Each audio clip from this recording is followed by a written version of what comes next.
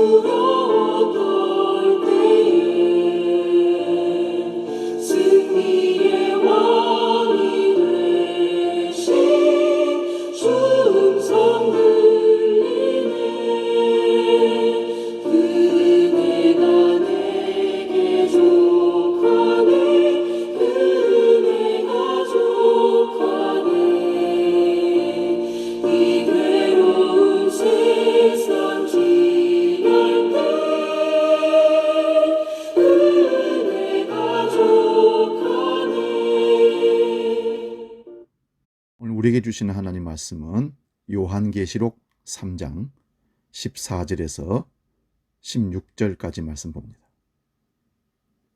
신약성경 402면에 있습니다. 요한계시록 3장 14절에서 16절 봉독할 때 살아계신 주님의 음성을 들을 수 있기 바랍니다. 봉독합니다. 라오디게아 교회의 사자에게 편지하라. 아멘이시오 충성되고 참된 증인이시오 하나님의 창조의 근본이시니가 이르시되 내가 내 행위를 아노니 네가 차지도 아니하고 뜨겁지도 아니하도다. 네가 차든지 뜨겁든지 하기를 원하노라. 네가 이같이 미지근하여 뜨겁지도 아니하고 차지도 아니하니 내 입에서 너를 토하여 버리리라. 아멘. 오늘 봉독한 말씀으로 마음의 주름살을 펴고 열정을 회복합시다. 이런 제목으로 말씀의 은혜를 나눕니다. 마음의 주름살을 펴고 열정을 회복합시다. 마을에 모두 누군가 아무나 아무도라는 이름을 가진 사람이 4사람이 있었습니다. 어느 날 심각한 문제가 생겨 4사람이 회의를 했습니다. 토론 결과 모두가 그 일을 맡아 해결하기로 결정을 냈습니다. 하지만 모두는 누군가가 그 일을 할 것이라고 믿었습니다. 그러나 아무도 하지 않았습니다. 그러자 누군가가 화를 냈습니다. 그것은 모두의 일이었기 때문입니다. 사실 그 일은 아무나 할 수 있는 일이었습니다. 그러나 아무도 하지 않았다는 것을 알고 모두는 누군가를 책망했습니다. 혹시 나는 아무나 할 수 있는 일을 나는 안 하면서 누군가가 그것을 안 했다고 비난하고 탓하고 책망하고 있지는 않습니까? 나 아니어도 누군가가 하겠지 하고 안일하게 생각하고 있지는 않는지요. 내가 몸을 담고 있는 일터나 공동체, 교회에서도 누군가 하겠지 하고 물러섰다가 정말 아무도 하지 않아서 낭패를 당한 일은 없으십니까? 내가 그 누군가가 되어 모두가 해야 할 일을 내가 먼저 하는 열정적인 예수님의 제자가 되면 참 좋겠습니다. 영국의 경험주의 철학자 프란시스 베이컨이 남긴 말 중에 사람을 곤충으로 비유해서 한 얘기가 있습니다. 그는 이 세상에는 거미형의 사람, 개미형의 사람, 꿀벌형의 사람이 있다고 말했습니다. 거미형의 사람은 있어서는 안 될 사람이라고 했고, 거미는 일도 안 하고 잠만 자다가 남의 피를 빨아먹기 때문이라는 것입니다. 베이컨은 이런 사람을 가리켜서 이기주의 인간이라고 꼬집었습니다. 개미형의 인간은 있어도 좋고 없어도 좋을 사람, 즉 있으나 마나한 사람을 가리킨다고 했습니다.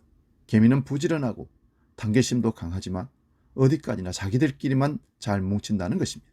그래서 베이컨은 개미와 같은 사람을 개인주의 인간이라고 지적했습니다. 꿀벌형의 인간이 있습니다. 꼭 필요한 사람이라고 강조했습니다. 꿀벌은 조직력도 강하고 부지런하고 열심히 꿀을 만들어 자기들도 먹지만 대부분 주는 삶을 산다는 것입니다. 베이컨은 이런 사람을 가리켜서 이타주의 인간이라고 말하면서 사회 곳곳에 이러한 꿀벌 같은 사람이 꼭 필요하다고 역설했습니다. 예수님을 닮기를 원하는 우리는 어떤 삶을 살아야 할지 묵상해 볼 말입니다. 우리는 개인주의 시대에 살고 있습니다. 나만 알고 내가 세상의 중심인 양 나 중심적으로 생각하고 살아갑니다. 그러나 다수결 원칙에 의해 한 개인의 의견이나 주장은 무시당해버리고 묻혀버리기 일쑤입니다. 또한 나 하나쯤이야 하는 아니란 생각 또한 팽배해 있는 것이 사실입니다.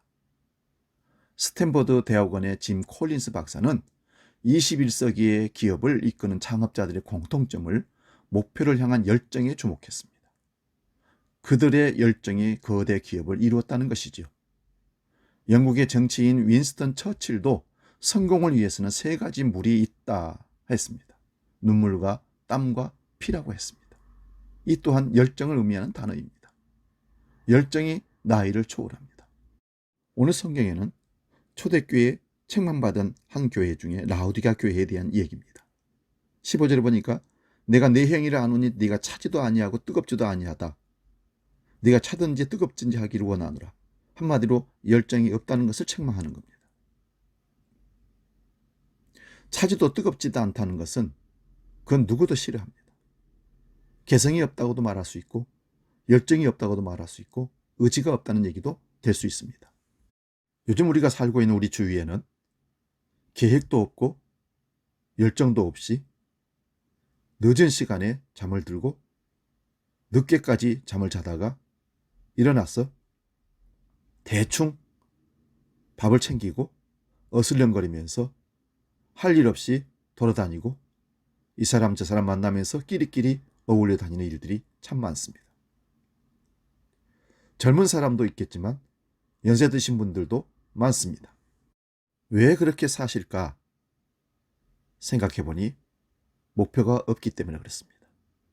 목표가 사라져 버리면 마음에 주름지고 그냥 자포자기하면서 그냥 하루하루 즐기며 먹고 마시고 자고 먹고 마시고 자고를 반복하며 시간을 때우고 죽어가고 있습니다. 우리 신앙도 이렇게 생각해 볼 수 있습니다.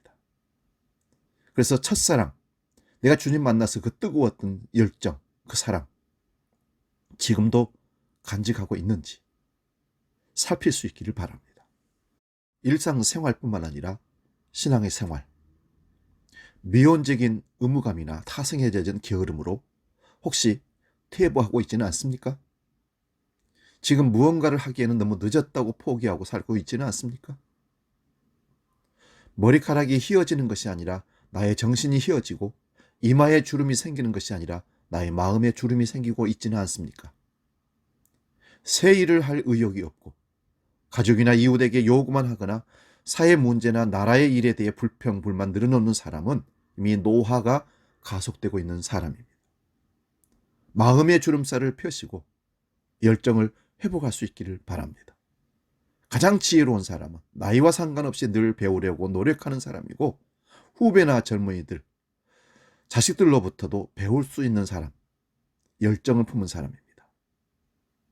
이사야 9장 7절에 만군의 여호와의 열심히 이를 이루리라. 로마서 12장 1절에도 부지런하여 게으르지 말고 열심을 품고 주를 섬기라 말씀합니다.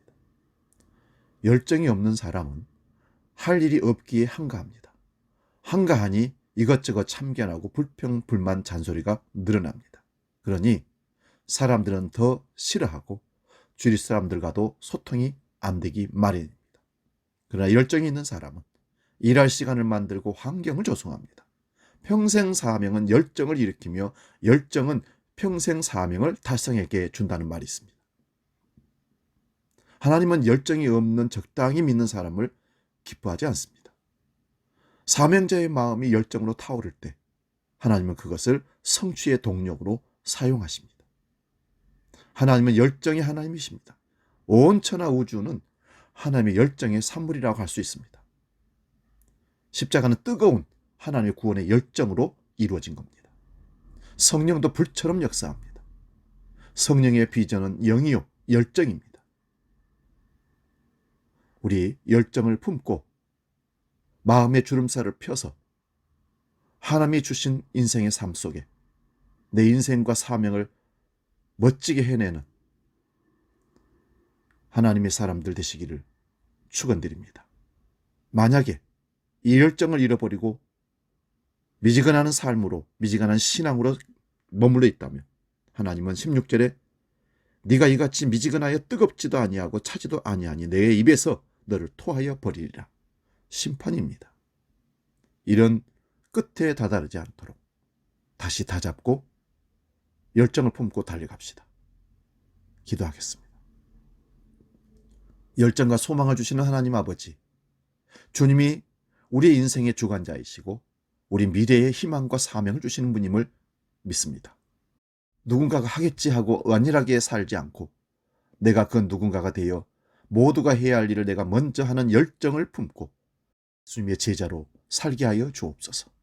세월을 한탄하거나 나이를 핑계대기보다는 점점 성숙되어가는 하나님의 열정을 품은 믿음의 사람들 되게 하여 주시옵소서. 이제는 우리 주 예수 그리스도의 은혜와 아버지의 크신 사랑과 성령님의 감동, 교제, 교통 함께 하심이 마음의 주름살을 펴고 열정을 품고 살기로 결단하며 나아가는 우리 주한 모든 식구들, 믿음의 식구들 머리 위에 영원히 함께 계시기를 간절히 축원하옵나이다. 아멘.